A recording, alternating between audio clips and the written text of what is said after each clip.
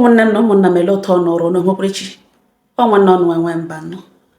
awụchasịala n'ugbo ụmụnne m ndị ntorobịa wụ ụmụnne anyị ndị nọ ala bekee biko ọ bụrụ na ị nọ ala bekee mana ezinụlọ ṅụ nwunye ṅụ na ụmụ ṅụ nọ na Naịjirịa bụrụ nnọọ oche nọ bịakete n'ihi na ihe ikwu na-amaghị ibezi ya ọ dị mkpa ka e were ihe mere onye ọzọ wee mụrụ akụ ya wụkwa na ị nọ na Naịjirịa ịchọrọ ịpụ ịchọrọ ime njem ga-akpọpụga ṅụ na Naịjirịa kpụga ṅụ ala bekee mana ị nwere ezinụlọ ọ ị ga-anọrọ ebe ha na-enweghị ezinụlọ biko toruo ntị ala ka ị wee nọrọ ihe m na-ekwu. Anụ m otu nwanne anyị nwaanyị akpọ m na fon sị m nwaanyị mba nọ m za ya sị m biko na nwere akụkọ na ogbotowara ya ụmụnne nọ n'ọtụle okwu ya na ene ole ihe ị ga-eme ma ọ wụrụ gị ya wee gaa n'ihu sị m na ya alụọla di na tupu di ya alụọ ya na-enwe ihe ọ na-eme onweghị mọch omege ihe ọwụwa onye ọsọ ahịa na ọ na-agba ọsọ ahịa mana ya nwa nwere biznes ya na-eme na aka shiri ike na biznes na ya nwekwara nwanne nwoke ka etoro ya ndị ke nwoke toshiri ha nwawo ndị ke nwaanyị na nwanne nwoke ka osogo dị ọkpara na o jikwa ego na omega ọfụma not only na o ji ego na ọ bụ generous man ọ na-eji ntị anụ akwa ụmụnne ruo mgbe ya na di ya n'ugbo ene matara di ya propose marriage being that ya hụrụ ya n'anya o nweghị ọraghị ya bịa bịa jụọ ihe ọ na-eme na otu o si eme na ihe ọ ga-eji eleji anya n'ihi na ya onwe na onwe ka ya na ya emega ọfụma ya ekwere mgbe o propose marriage ya ekwere ọ bịa hụ ndị nwe nwaanyị mba nnọ nza na nga di ya nọrọ propose marriage nga obi mgbe o propose ya marriage nọ na one room now after ha lụwakwara lụcha gbaa akwụkwọ n'ụlọ ụka gift ya dara kpatara na ha jiri move otu a bigger apartment 2-bedroom flat ọ ya ka n'oge n'ime mgbe ha na-eme wedding na nwanne ya nwoke ka nọ ya gwara m ji ego ka o sogide ọkpara nọ ya nwazụrụ ya gas these 4 burner gas oven gas zọrọ ya washing machine zọrọ ya a lot of things ha ji biri n'ụlọ ma deep freezer ma fridge bịazie ntụrụ chịrịkị moto Corolla moto chega die na ihe o nyere die na moto ha lakpa obiọma kpacha die ma ọ da gift ụmụnne ndị ka ọzọ nyechara ha nọkwata ọfụma Chukwu emere ya ebere ya mụọ nwa nke mbụ nwa nwoke ya dị ime ka abụọ mgbe di ya so ya chọrọ ịga ala bekee na-akwụ ya na-ehizi ụra n'abalị ọlọta ala bekee na ya na plan ya chọrọ na ya agaghị ala ugbo na-ebute ike na ya nwere enyi nwoke bụ ike na ala bekee na o mega ọfụma na ọ sị ya bịawawa na ebe ihe ya ga-eme na otu esi eme ya agaghị akụ ya na ya ga-emit up na ngwa ngwa na ya bịawawa di ya kpọrọ ibute ike n'ọnụ ibute ike na-akwụrụ ime mgbere ya erute ala ugbo ya ebute ike dị egwu nwe ike reposition na family ya otu ya chọrọ send ya ha to the moon send ya ha to Pluto obi ekwu otu family ga-esi eri ego ya nwanyị mba nọ n'ihi ịhụnanya ọ ya na-ahụ n'ime di mgbe ọ na-ekwu otu o si akọ fuchọ ya ọ naghị akọ ya hapụ itige ya na nwa ya nwoke na ụmụ ya family ya n'ime the picture ya sị ngwana ka elewe na ka ya kpọrọ nwanne ya nwoke lem ya garịọ ya ka echee ka otu ọ ga-esi sọpọtụ na mana ihe niile nwanne nwoke dashiri ha na wedding di ya erechachiri ihe niile ree kwa otu ala nwanne o ketere n'ihi na enwecha ha ala otu ka o ketere ya ere ya tọtọrọ ihe niile property niile ebiri na wedding dara ụda ụmụnne biri rechaa ree moto nwanne nwoke biri gada ego stilu zube ego ọ na-ele anya eji abụ ya kpọọ nwanne nwoke ka nọtara ji ego si olekwe ihe ya nidiri help ya biko na o nyere di ya aka na o nyere di ya aka na o nyekwarele ya aka nwanne nwoke ajụọ sọ ego ole ka o nidiri ya so oke ka ya kpọọ di ya na ya bụ taa ntị ya so oke ya kpọọ di ya na ya ga-ala ekeke ya na ya abụọ na ya na nwanne nwoke kwuole o were oso were ije lo ka o lorutere o jụwa sọ gịnị ya gwa ya sị na nwanne nwoke sị na ego ole ka o nidiri di ya ga-akpọ ahụ ego ahụ na o nidiri nwanne nwoke esendịara ya the money tire ka ya onwe kụkọtara chekọlatacha ego niile di ya were kweligewa ala bekee 10 years ago nwanyị mba 10 years ago now ka di ya gara ala bekee nụtara ihe ọ nọrọ ebe ahụ naanị 2 years o sendịara nwanne nwoke ego nwanne nwoke nyere ya o ji sọpọtụ ịga ala bekee o send ya na account ya si ebiko were ya send ya nwanne nwoke na eji ha account number nwanne nwoke and ya na wa ya n'ugbo nwere ke si hapụ wawa na ya mere understand as a businessman no need the money na account ya ko send ya kpoo nwanne nwoke sile kwekwe nwanne nwoke siri idi na ọ dịkwa necessary ngwa nsogbu na ebe o shilo ta return ge no problem o send ya kelekweni ruo the third year ọ gara ala bekee ya ghọtachaghị ihe o megara naanị ọ na ọrụ ya wee sendịrị ha ego ha eji eri nri o sendịghala ego ha for the month their upkeep ego ga-eji elekọta ụmụaka tikwen nke dị ọkpara ya na skuul ego ihe skuul ihe niile o sendịghala ihe wepụ aka ya gbawa ya sị na lee plan ya kwa na ọ nwere na ihe dịka ụmụ projekti ụlọ ọwụ ibu ya n'ike ọ wụrụ ma ịtụte n'ala bidoro nwanne ya ụlọ small na o mekwele mgbe ego bịara ego bịa n'ike na-eche ka ọ bịa na ọgba na millions na ka enwee esecure ala a better place ebe a ga-arụ ụlọ dị ego ya nwere ike tiwezie small before ma arụcha so that mgbe ọbụla ọ lụtara ya nkwenye ebe ọ ga-aba ịga di ya gwawa sị na ya na nwanne nwoke discuss ole ya wụ diọkpara nwanne diọkpara na ya na nwanne nwoke discuss ole na enwere ebe ọ chọtara ya ala na ya like run the place na ya ga-eme agba mbọ ka ọ gakwa ụgwọ ebe ahụ ya jụọ di esa na ọ bidoro ịchọ ihe ha n'ala omeka ya mara na nwanne nwoke chọgara ala omeka ya di ya jụọ sị na nwaanyị ọ na-achọ ala na ya hapụga na enwere ihe nwoke na-eme nwe ihe nwaanyị na-eme ya emere ha ọ na-eri ọ ya ka ya nọ after like 6 months di ya ekwutekwa okwu ala ahụ okwutekwa ya na-achọtala ma ụwa chọta ya jụọ di esa ha fa ala ọsọ nwanne nwoke ọ chọtara le di esa na ọ chọtara ya dọnwọrị na ọ chọtara ala na ebidokwala n'ụlọ ebe ahụ ya jụọ di esa na o bido n'ụlọ gwaghị ya di ya sa na ya chiri take ya by surprise na ya don't worry na ya ga-eji ya dị ụlọ at the appropriate time na ya just wepụ obi cool na ya wetu obi cool o gbagodo nkịtị na ya chiri surprise ya gbawa di ya si ya na like ụdịka surprise ahụ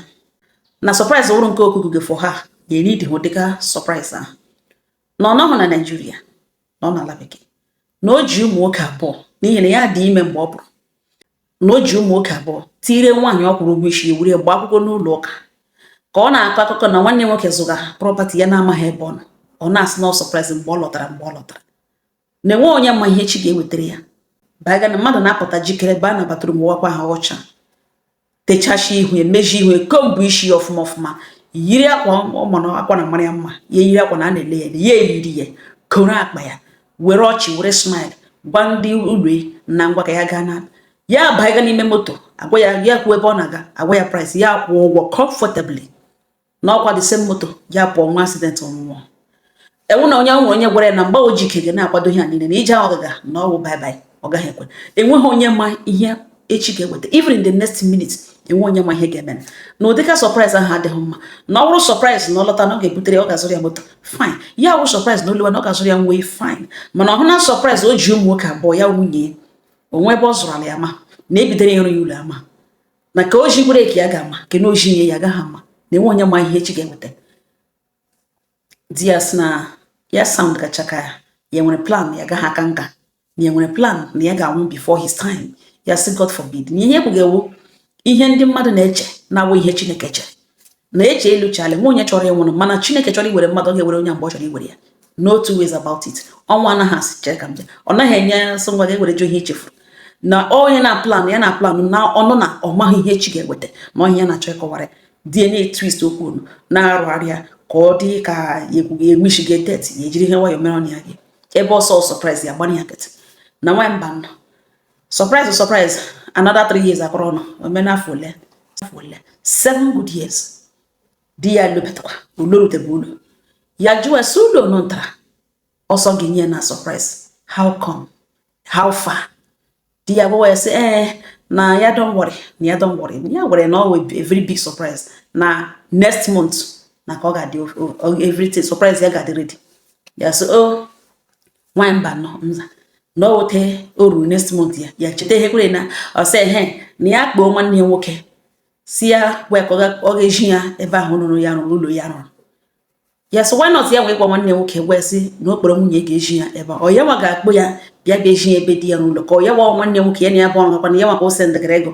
ọ ya nwa ga-agwa esi nwa ya nwanne nwoke ya kpọọ nwunye ga-eji ya ebe ahụ di ya so oke na ya ga-eme like that na ya nọzi nwanne di ya nọ na-elekwana anya ka ọ kpọọ ya okpoghi ya send the na WhatsApp so wasn't one year okay yes ya gwele na woga be ha be yes no jibigwe I say don't worry ni ka agbo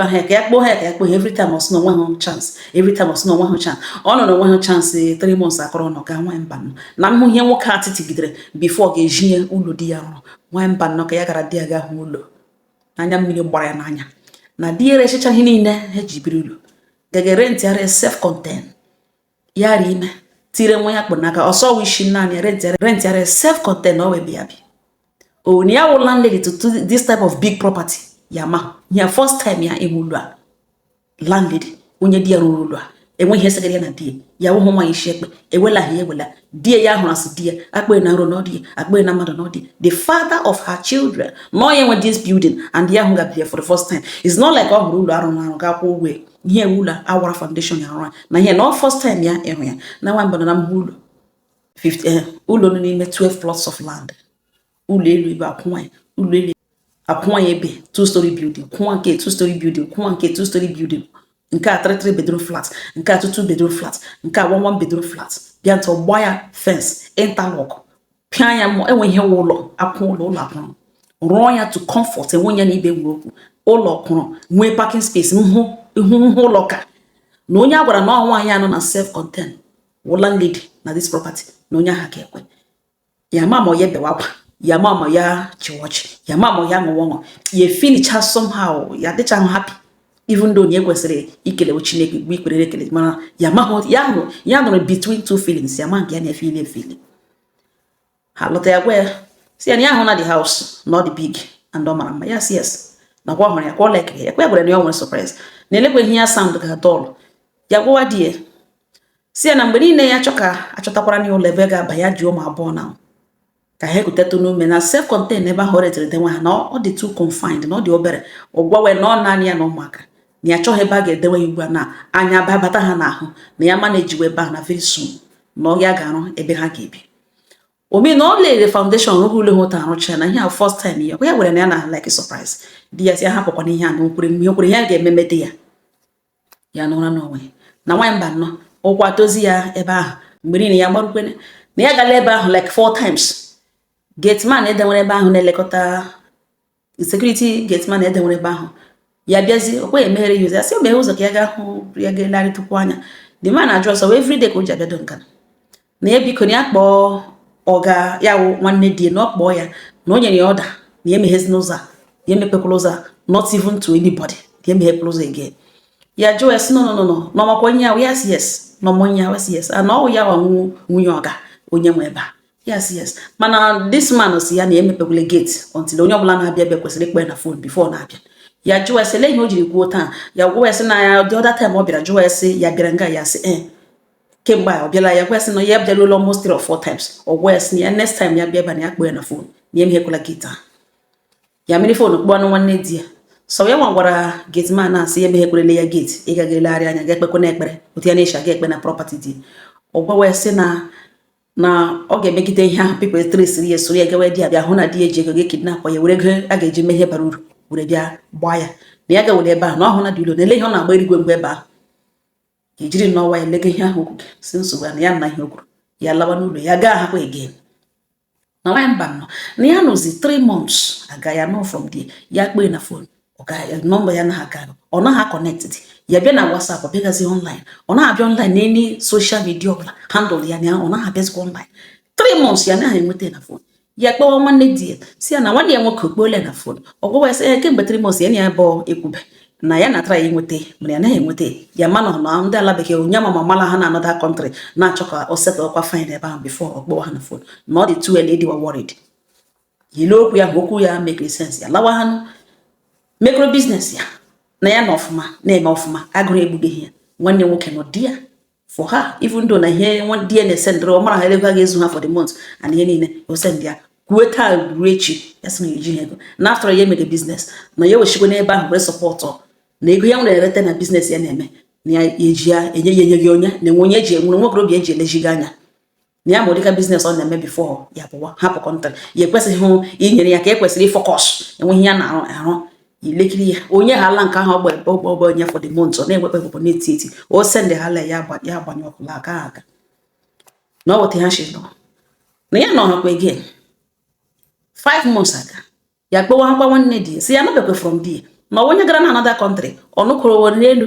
ka plan ha tiri isi na Bermuda Triangle ọ land ha land onwewekwa ha ebe obodo nọ anọ enweghị ha anọghị emekọ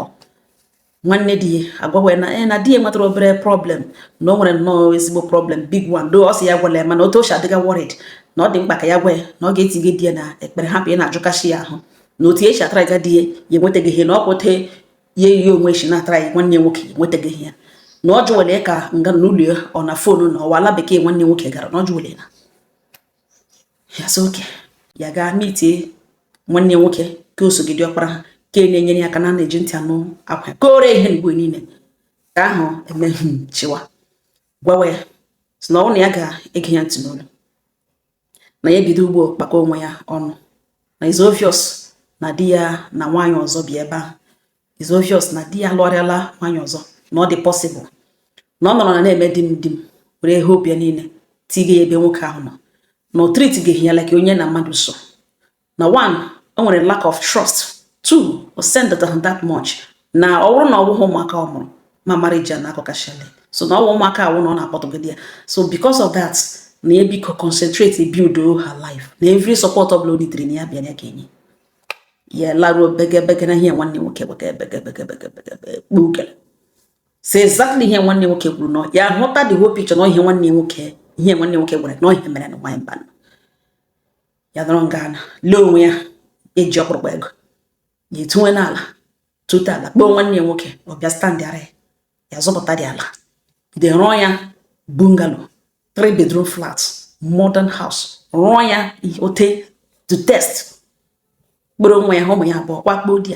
kwakpo dị tụnụ comfortable ka ewekwanụ okpofu egbukwene nga nọ na self-con na ebe nwaanyị na ebe di ya si ya nọrọ ya na ọ ga-eredi ebe ahụ ọkwụ ụgwọ 3 years ọ ga-eredi ebe ọkwụ ụgwọ 2 years ya na ebe ya na ebe di ya si ya nọ na-eme ezigbo nwaanyị nọọ nwanne nwoke gwachara anya mepee ya tire ihe mere nọ ya ejiri were ego ya n'aka ya sevu ya rekọta were emega ezigbo biznes na ego awụ problem gaga rụọ ezigbote ụlọ ebe dị mma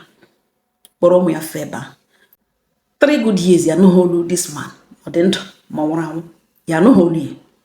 nwanne nwoke nwekwara ihe o kwere agwa o ruo otu ụbọchị ya sị ka ya gbarudele ebe ha na di ya ruru ya rute ebe a hụ na mmadụ ebiricha na ya ha niile ụlọ niile rentịala ya out people eburile cars their cars are parked everywhere maka o nwere parking space arụrụ ya dịka American standard interlock na everywhere kpega mụrụmụrụ dịka ụlọ arụ n'ala bekee expensive cars are parked ebe niile onye ọbụla na flat arụọ ya sa rentịala dị ụlọ ya dị ha wee that means na di ya dị ndụ that means na di ya na nwanne nwoke na-ekwu ọ gwatụdị ya na ụlọ na ya rent wale ọkwana onye kwana ka ndị a kwụrụ rent n'aka ya gago ha gwara nwanne nwoke si ya gwale na ya concentrate ewepụ anya n'ụlọ ahụ dezaida na nwaanyị nyegere di ya aka n'ala bekee and ọ ego nwaanyị ahụ ka erike ọ di ya alụọla nwaanyị ọzọ na ewepụ obi na that house mee denwe obi zero her mind na di ya arụghị ụlọ na ya gwale na ewepụ before onwe high BP ya lowe ha kwa na-eche nwaanyị mba nọmza ya nọrọ ga-akpọwa nọmba di ya ka ya mara ma nwere time na o ji agbaga fon ya ọ ya ga-eshite n'ọkọtọ kpowe na-akpọ ya every 2 minutes every 5 minutes every 10 minutes nọmba na ha aga ya ga-akpọgide nọmba di ya fon ka ya batrị ya dịta 24 hours ihe ya pụtara one day ime enweghị time fon ahụ jide ọ ya zero her mind o ruo the 11th year di ya gara ala bekee ya na one day Nigerian number akpọ ya pick thinking that all customers okpe ya awụrụ olu di okpe ya ihe ọ na-akpọ ya mana ya nwa akpọghị ya ihe ya na-akpọ ya akpọ ya aha ya direct ya Joyce na elezi ebe ọnụ ka o ji Nigerian number akpọ ya ọgwụ ya si ya just land ya na airport na ya just bata na ele ebe ya nọ ya na shop ka ya nọ na ụlọ ebe a ya rentịrị ya gwa ya sị na nwaanyị ya ga-eji ka nọrọ ebe ahụ tie na no ya nọzighị ebe ahụ na ya nọ n'ụlọ ya ọsịwasị ụlọ ya ha ọwụ ụlọ ọhụrụ ya rụrụ site ebe ya rụrụ ọsị ya nọ n'ụlọ nke ya onwe ya rụrụ ya nọ n'ụlọ ya ji ego ya rụrụ ọsị ya dị na ọ direct na ka ya bịa na ya lọta ọ ga-abịa na airport bịa pikiri ya sị ya don nwere ka ya bịa pikiri ebe ahụ na ọ gaghị ama na ya direct way na ọ nọ na airport ebe ahụ ya bịa pikiri bute n'ụlọ ya ule wee sị wow portable beautiful house na aha n'ụlọ arịkwere ego n'ụlọ na ọ makwara ma bido na-eto esa ha na nwunye na ọ kpakwala ike nwoke ịnụkwa na o nwekwara test ịnụkwa ọbata ya ebebe gate drive ta bubata ya kwụbata inside ka ọ batara ule arịwa ụmụaka etolena ya gwa nsị elekwe mpa ha gụrụ ya ya na ya abụọ ha gụrụ ya ya eleghị ụmụ ya sị na ụmụ ya ka na ụmụ ya etochala chaya na ije oji bekee mee ụmụ ya ya emesiele ha dizi ya na ya tụpụtụ ya ji ozi gaa na kichin ka ga emeri nri ka uri ya ga-egbara ya mmiri ọkụ ọba na batrum ga-asa mmiri ọkụ hita ọsa ahụ sacha ahụ klin ya ọ tara ya ahụ n'anya isi na-achacha mmiri dịka onye na-eji ha ya jụọ ese nwe ihe ọ chọrọ igwe ọgwa ya sị ọkwa ihe kpatara na o ji ọ na-akpọ ya ọ naghị enweta yes ọgwa ya sị olewe eleche na ya gara prison na ọnwụ mụbere ihe na ya gara prison na nwanne ya nwoke ọgwa ya sị nwanne ya nwoke eleke na ọgwaghị ya na ọgwaghị ya na nwanne ya nwoke gwara ya dat na ya nwetara obere problem mana ọ kpọtọhụ prison ahụ ọ ga-agbachie ebe ọwa ọsọ rụrụ ụlọ gwa getiman na ya bịa ebe ahụ ya emepekwule na ya bịa wele that place all the time ya na ụra n'onwe after all ya onwe wute ekwe ha gwa ya na ya fọs ka e mere o jiri gwa ya na ụra n'onwe ma ọ gara prison nwe onye gwara ya o mekwara na gịnị o jiri gaa prison ọgwụgwọ esi hapụga na ọwa obi dike na thank God na ya elule ya so oke ọ ga-ehiwekwa ụra hicha pụtazie na-akpọ esi ya bịa ka ya na ya abụọ kpatọkwana ya gawasịla ihe ọ chọrọ egwu egwu zụrụ ọtọ ụgwọ esi ya nọrụ ala na bed si ya nọrụ ala na bed mekwara gịnị na ihe dị otu ahụ adịzi na ya hapụga ihe nọrụ ala na bed ahụ ọsọ oke na ya mana iwe kere enwe ka ya gaghị hụdo nwanne ya nwoke omuvu pụọ nwaanyị mba na mza ọpụpụ ụlọ di ya bụ ihe ọzọ infọmeshọn ọzọ ya nwetara wụ na o werele polisi mee nwanne ya nwoke ahụ arrest ọ gịnị na-ese na di ya na ala bekee kpọọ ya na ya nidiri ego jụọ ese ego ụlọ sọ 5 million nwanne ya nwoke asọ oke ka ya ga-agbatado gbachite somebody ego na ejighị ụdịka ego aka mana ka ya gbachite ego sendịara ọwa ego ọ nọtara ka ọ gbachitere sendịara nwanne nwoke 5 million ugbu a na-edi ya eluziele na nwanne nwoke na-agwazi ya na 5 million naira ahụ gbachitere sendịara na ndị ya ebitere ego ahụ nyeghị nsogbu ya ree ụlọ ya ahụ were balansị ahụ ego ya jụọ ese o rere the whole house ya sị the two-story building 2 or 3 of them ya sị ma ala ụlọ nọ n'elu ya sị because of 5 million ya sị na nwunye gwara na o rentịala ebe ahụ na ndị nọ rent ebe a kwụta ụgwọ ha ga-akwụrụkara that amount of money ọ sị na ndị ahụ anụrụdoghị 1 year na ego ha kwụrụ na balansị jụrụ ha ihe mere rezie the place di ya jụọ ese lekwere ego oriri after wepụrụ 5 million elekwere ego na enwekwara uru problem tikwere nwa ya nwoke visa ya bịara pụta ọ chọwa ịgawa ala bekee esendịrị Germany ọ sị na diọkpara nwa ya nwoke na o rere ụlọ ewere sendị nwa ya nwoke ala bekee na o sendịgodo nwa ya ala bekee na ọ ka ga-apụfụkwa na ole ebe ego ya nọ nwanne nwoke ọ n'ime ya ọpụta ọ na ntị ọpụta ebe niile were polisi ga-eme nwanne nwoke arrest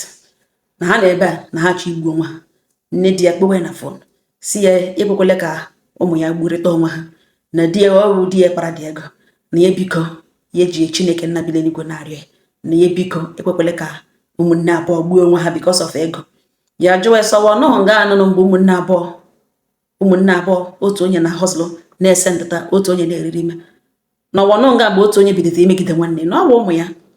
na ọwụ na kọntrol ha ụmụ ya ka odotu ya onwe ewu nwunye nwaanyị alụbata ga-eji bịa kọntrol ya ụmụ ya na ọwụrụ na ha alụgọgụ ya ma ọ bụrụ na ụlọ arụ ụlọ na-enweghị ụka ihe niile ahụ ihe ụmụnne na ọ dị aware of everything megana na o so na ndị nyere nwa ya nwoke advice na nwunye na ọ mara mma nwaanyị na ọ dị young na ọ nwa sendịara ya ego ya were ego letawe enyi ya nwoke nwa ya nwoke jiri lọk ọp yuzizie nwanne nwoke rụcha ihe lee ihe o jizi rụzie na ahụ egburịtawala onwe ha ọsịzi ekwekwela ka ụmụnne egburịta onwe ha na ọ dị gịnịkwa na mama ọsị na ohi ahụ okwu ga-arụkwa ahụ ma na ọkwa ihe kwuru ya nọrọ ga-agbanyụ ọfụ di ya galọcha na shi na police station eloji ekujefe ọbata ya elewe na-ele di ya eledele di ya anya n'ihu ọgwọwa sị na ọnwụ nga ha nye gị bad advice na ugbo ka o ji tụrụ kọlọ ya na o so na ndị so nwunye sendịkwarala nwunye ego na enwere dịka ego nwunye ga-emetụ aka na ọgbaghị gị na enwere dịka ego nwunye ga-emetụ aka na afọrọ na ọnwa ụmụ abụọ na ọ chọkwa ịlụgharị di na ọ ga-alụgharị di na ya ga-eburu ego abụkuru nwa gakwuru nwoke ọzọ na ha so ndị nyere advice ma mmanya na ọnwa onye ọjọọ na ya ga-egbu mmadụ ya sị ya nna ya sị ihe ọkụga nga ugbu a na ọ dịghị necessary na ya biko na ihe eji nabata because of ọwụ nna ụmụ ya and ụmụ ya ga like ịhụ nna ha n'ihi na enwe onye na ya bụ odogo ụmụ ya ụdọ na ihe eji nabata na ọwa ịhụnanya asa onye hụrụ mmadụ n'anya site na ala obi na ihe eji nabata ebulatagodo ka o rie nri saa ahụ kupu ụzọ before mana the next thing to do na ebe o riere nri saa ahụ na obiko na ọ ga-abịa gaa lọọjị na họtel ọ ya gawa vileji na ọ gaghị anọ ebe a fight nwanne na enwe ụlọ ọrụ somewhere ọ ya gawa na vileji ya na nwanne ya mekwara ọ gaghị aga send ya nwanne to police station drag wa nwanne na-eteretịna na ọ ga-egbu ya ogiricha ọ bịa n'ụlọ so that echi nwanne nwoke send kwanụ ndị ga-egbu ya ke before ya egbu ya because onye isi ga-egbu before gị gbuo nwere ike sị ka ya egbu o nwere ike send ndị ọwụ ndị ike ma ndị n'ụdị ọ chọrọ naanị ya ma n'ụdị ọnụ jichi gbakọrịta onwe ọnụ ka ọ hapụ ime ya na ọmụ ya affect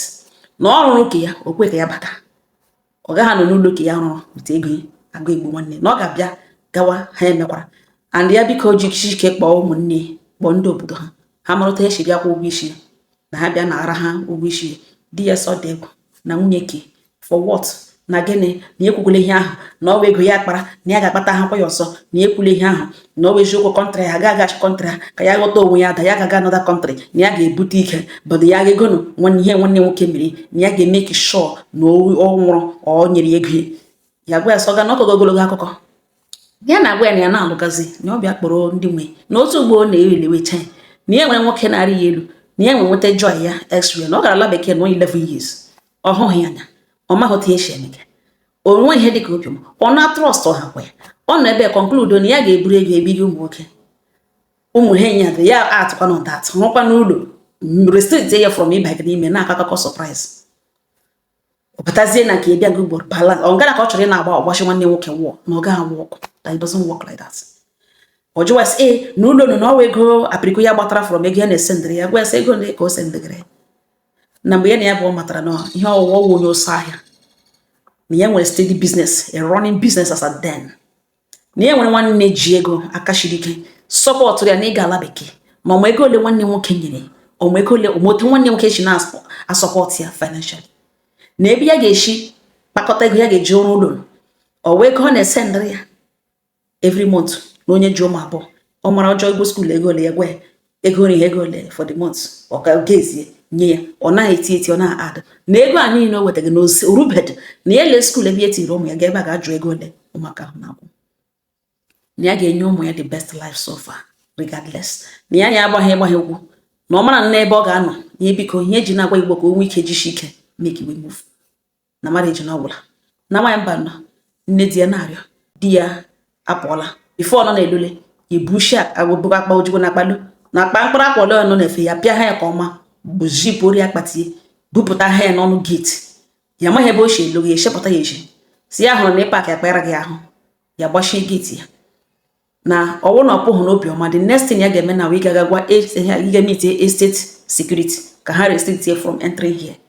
na ya chọkwa ka ya na ya bụ ọbịa lụọ ọbịa kọma na ihe memere ma na-eji akpa enwe mma na ka ha patia peacefully na-enwe ihe by force na mgbe ọbụla chọrọ ịhụ ụmụ ya na ya ga-akpọtara onwe ọ chọkwa ịbịa kporo ha ya na ha nọrọ ya bịa kporo ya na ha nọtọ lekọtata ha mgbe ya chọkwa ịbịa kporo ya bịa kporo ya gbalị ala na enwedo onye na ya bụ dogo ụmụ ya na ụmụaka na-ekwu okwu ya nke ntakịrị nọ 9 years na ka eturu achụọla 11 years na wezụ ụmụaka na ụmụ ya etole na ya gbalị ala ụmụnne m ọsọ ndị ihu na ndị ọzọ arịọkọtala na ikpe ha na village every time ka onye ya na nwanne ya nọ na onye hụrụ ibe egbuo nne die na-arịọ si biko onye ihu na-arịọ onye azụ na-arịọ na mgbedolu na ọ wụrụ gị ikpe gbaghara na ọ wụrụ gị ikpe gbaghara na ihe ịhụrụ akwaga ugbu a na somebody shi prison do nwere ego o ji lo enwe ego o jiri lo the only thing property ọ hụrụ anya ọ ga-asị at least ọgọdụ na ọ gaghachizi ọ ka wee big man nwanne nwoke erele were send ala nwa nwoke ala bekee na kọntrị ahụ nọ na ikekwa ọdọrọgụ ka o buru ọ gara prison naanị ya ma ihe o metere mete ihe prison looking so unhealthy na before ya ghọta onwe ya ada na ọ gara ahụ na kemgbe o kwerele 1 naira weta ọ ya nwa feed gị before finally send ya out na ya gaghị anọ n'ịghọ mmadụ ada na nwanne nwoke hụbedo ihu gị gwa nwanne nwoke ka e sọpọtụ ya kpọbedo ya na ọsị amaghị otu esi akpe na ya kporo naanị ya gawara ya onye ka ifu na ozugbo ahụ refund ya ego kpodo onye ka na fon judo eloto ha ndịka omee ya gba ọsọ nweta ego ozugbo refund ọhịa ego file na onye ọbụla gara onwe bidozie denwezie ya ebe o filiri na ya belongụrụ bịazi ugboelu sị ka ya bịa hapụ ya bịa nọrọ n'ụlọ bịa gbawawọ ọ rụrụ ka rụọ ụlọ ha ụtọ ahụ ma ego ejere zụ ala ịgwatọdịrị ya na ntị n'ọrụ ya ba ahụ n'ụlọ ahụ for 1 day so ya gwere oche n'ọdụ onye ihe data set onye ihe access a ọ bịazie na nke eji ego ya na hustle ya sweat ya dezie nga balance ọzọ ebe ọ ga-ahụ ebe a na balance ya na ebe a na pasịrị ya ya oricha oke okuru ihe ụra anya isi chetezie ntụrụ na ọ ga-enwe fon kpọwazie nwanne bi gba wọọ na ọ naghị awọkụ ụta ahụ ọsọ m jụ unu na ọwụrụ gị ole ihe ikeme nedodotu ya ga-eshi gbaghara dị na gị mara ihe ya ga-ele anya na gị mara ihe a ga-echeta were gbaghara dị na gị biko gbadodele ya ụmụnne m ọhịa ọsọ mbịa gbụtakwara ịnọ ngala ugbo na ịnọ ala bekee mgbe ụfọdụ mmadụ ga-anọ like this a sị na obi wa akpa onye ọbụla nya nke ya ọ bụrụ na ị trọst ha nwunye nọ the mother of your kids a sịgodo nnọọ na ihe ọrụ gị ibute gị ego ka nwunye ọrụ gị ibute gị ego mana nwaanyị a mụrụ nwa nwoke for that matter ịhapụ aka echi ike gwụwa ihe niile kụrụ n'elu ụwa ụmụ ndị ke ọha nwa ihe niile nwunye ṅụ the same enweghị nwaanyị ga-ahụ na ya chi nwoke ya ewere ntụrụ ego ọ ga-akpa ego ọ ga-eji establish ụmụ ya ego ọ ga-eji secure future ụmụ ya were bige nwoke somewhere ma wụrụ nwaanyị na-egidebe n'ụdị ahụ nwaanyị gịnị abụ ọgwụ plan life nwaanyị metụta ego aka long as nobody enweghị gị nwetazi ego ke na somebody agwanụ na ọ ga-eburu ego ga-ebige ụmụ okorobịa disa na ọ mara mma too much gị gere ya hapụgazi your own family na-aga sendeziri wolf the real wolf gị na-esendeziri ihe niile kọtara ịnọ ngala ugbo ihe gịnị ka mmadụ kọga n'isi nwunye gị nọ ala bekee gịnị ihe mmadụ na-akọ n'isi nwunye gị tụrụtụrụtụtụ kpọọ nwunye gị ka unu dozie kpọọ nwunye gị gwa ya ihe ị chọrọ kpọọ ya unu enwere otu isi gwa ya okwu ọjọọ na-edozie mee ya obiọma mee ka ọ ghọta nke ha ụkwụ pụọ ha ama ha ga-eri gị mkpe mgbe ị na-elewe ha anya ha bụkwa ihe akụgara ṅụ ha bụkwa evidence ihe sendara ṅụ ha bụkwa ihe akụgara ṅụ information a na-enye ṅụ n'isi nwunye ṅụ na-eme ṅụ ka separate n'ihi na onye iro hụ a very strong person ya bịa ele anya you're not alone in that your strength ihe ọ ga-emegodo wee divide godo unu abụọ the easiest way to get a man is to divide his home, divide his marriage. Mee ya na nwunye ke ekoro ha agaghị adị n'otu n'ihi na ha dị n'otu ha akpakọ ilulu ọnụ ha chịkọta aka ọnụ ha eche echiche together ha eweta ideas ọ gaghị awụ individual idea ọ ga-awụzi collective effort. Onye ọjọọ bata ya le anyị nwere nwaanyị mara ihe n'ime ndụ gị o nwere nwaanyị gịnị ya nọ ya ghọta na nwaanyị ahụ nwere ike ibu ụzọ ahụ egwu ya ga-akọrọ m before ga-ehụ ya n'ihi na ụmụ nwoke a na-aghọtacha ụmụ egwu ndị a na ngwa ọwụ ụmụ nwaanyị na-enyote ya bịa hụ ị nwere nwaanyị dị like this the next thing ọ ga-eme ịchọ we separate gị na nwunye gị ka ị kwụrụ because ị nọrọ elu na ọ ga-elole gị but with nwunye nọ ọ gaghị elole gị ịnọ ngala ugbo na-ejishi ike a na-ese edozi di na nwaanyị na-ese it's just about akpọ peaceful call gị na nwunye na ọ na-aba meeting ọ gịnị ihe m na-eme na n'ala gị ngwa nne m gbagbara ke nwaanyị ekwukwe n'obi gị kwubi enwe ihe gị ise ndịarị ego gị ekpe ọ na-eme ọfụma gị ise ngwa achọrọ m ka bido ihe ọ bụla ị na-eme gị na-eme ayị inwe opportunity lọta gị lọta bịa hụ nwunye gị mana gị were ihe niile kpara n'elu ụwa gị hapụga nwunye gị ụmụ ọrụ ọmụ na ọwụ nwanne gị onye ke onye ka ọzọ enwe ihe ndị Anambra si ije si ọfọ na Chukwu nna mekwere ya ebere nwanne gị adịghị ka ụdịrị mmadụ a gbagharịa egwu bifo ya dawa ike ụmụnne m ọhịa ọsọ mgbe gbotowara unu enwekwa ihe unu ga-agwa ọnụ gwa ngọ ha n'ọnụ ụtọ dịrị unu